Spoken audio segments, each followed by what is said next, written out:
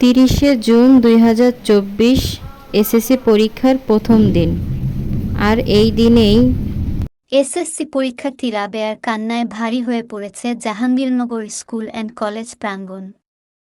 জানা যায়, পরীক্ষার হলে সঠিক টাইমে না আসতে পারায় পরীক্ষার হলে ঢুকতে দেওয়া হয়নি রাবেয়াকে এবং পরীক্ষা না দেওয়ার জন্য তাকে বের করে দেওয়া হয়।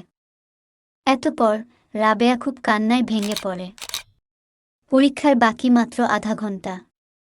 পরীক্ষার টাইম সঠিকভাবে না জানায় পরীক্ষার হলে আসতে দেরি করেছে রাবেয়া মাত্র আধা ঘন্টার জন্য, আর পরীক্ষার সিটে বসতে দেওয়া হয়নি রাবেয়াকে। এতপর রাবেয়া খুব ভেঙে পড়েছে।